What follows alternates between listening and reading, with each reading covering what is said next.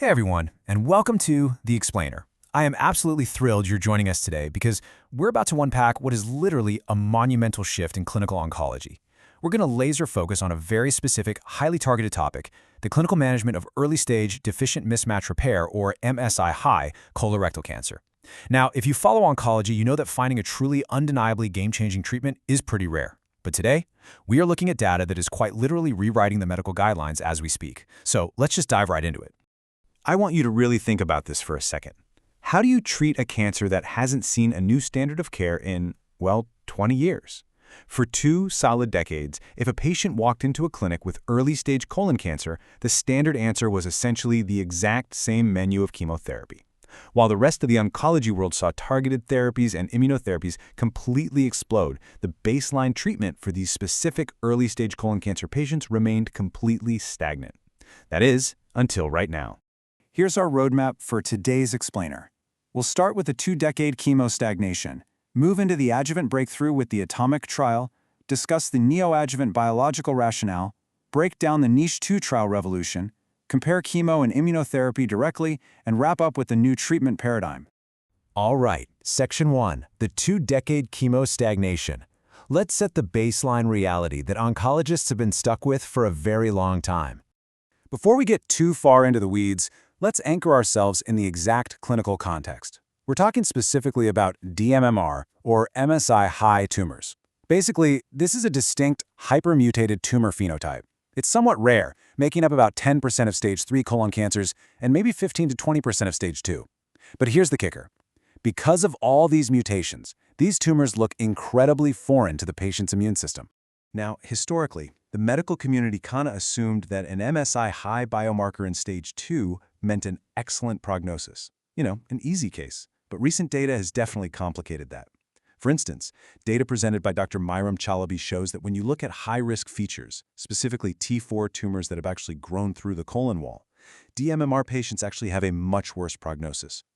Yet for 20 years, the standard of care for these patients was simply FOLFOX or CAPOX chemotherapy, and we've known for a while that standard chemo just isn't particularly effective for this specific biology. Moving right along to Section 2, Adjuvant Breakthrough with the ATOMIC trial. Let's look at the very first major leap forward in breaking that 20-year streak. So, the ATOMIC trial asked a brilliant question. What happens if we add immunotherapy to the standard chemo after the tumor is surgically removed? The control arm got the standard 6 months of FOLFOX, but the experimental arm got 6 months of FOLFOX combined with the immunotherapy drug Atezolizumab, followed by another 6 months of Atezolizumab all on its own. That is a full year of immunotherapy. And it's worth noting they included high-risk patients here too, with about a third having T4 or N2 disease. And check this out, 10%. That is the absolute improvement in disease-free survival for the folks getting that immunotherapy combo. Now, in the world of adjuvant colon cancer trials, moving the needle by 10% is a massive, massive victory. It definitively proved that adding Atezolizumab post-surgery significantly improves outcomes for these patients. To put a bow on the ATOMIC trial, that efficacy held strong even across those tricky, high-risk subgroups like T4 and N2 disease. The toxicity profile was also super manageable. Sure, there was a slight increase in neutropenia and diarrhea, plus some expected immune-related side effects, but very few severe events. And perhaps the absolute most vital takeaway for daily practice, these results have been officially incorporated into the updated NCCN guidelines. Immunotherapy in the adjuvant setting is now a fully validated standard. Which brings us to Section 3, the neoadjuvant biological rationale. Because the oncology community didn't just stop at post-surgery treatment. This right here is the million-dollar question. I mean, if giving immunotherapy after the tumor is gone works so well, what on earth happens if we give it before the surgeon ever touches the patient? What happens in the neoadjuvant setting? The biological theory here is just fascinating. When you give treatment in the adjuvant setting, so post-surgery, you're basically chasing ghosts, right? You are treating invisible, microscopic disease. The bulk of the tumor antigens are already sitting in a medical waste bin. But in the neoadjuvant setting, the tumor and the local lymph nodes are still perfectly intact. By introducing immunotherapy while the tumor is still in the body, you allow the immune system to recognize a massive, diverse array of tumor antigens. You're effectively using the patient's own tumor as an in vivo vaccine.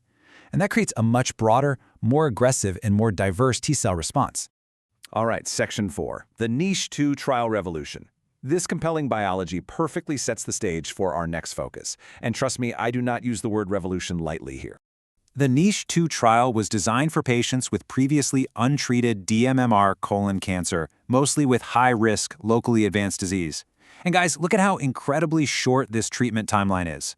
Step 1, a single cycle of Nivolumab plus ipilimumab. Step 2, a second cycle of just Nivolumab 2 weeks later. Step 3, surgical resection within 6 weeks of starting treatment. They essentially received a mere 4 weeks of immunotherapy before heading straight to the operating room. And the results? 98%. Out of the efficacy population in this trial, an astonishing 98% of patients had a pathological response. I really want you to let that sink in. After just 4 weeks of treatment, almost every single patient's tumor was just melting away. In the history of gastrointestinal oncology, seeing a number like 98% is absolutely staggering. Let's actually break down that 98%, because it gets even better. 68% of these patients had a pathological complete response, or PCR, meaning when the surgeons removed the affected area, the pathologist literally could not find a single living cancer cell left. Another 27% had a major pathological response, meaning near complete eradication. The treatment didn't just shrink these tumors. In the vast majority of cases, it completely obliterated them in a matter of weeks. But, short-term tumor shrinkage is one thing. Keeping the cancer away for good is the ultimate goal. At the European Society for Medical Oncology, the Niche 2 team presented their long-term data. With a median follow-up of 3 years, the disease-free survival rate was 100%. Not a single patient in this trial had a recurrence at the 3-year mark. Dr. Chris Liu even noted in our source material that seeing a 100% disease-free survival curve is something he wasn't sure he'd ever see in his entire career. Okay, Section 5, comparing chemo and immunotherapy.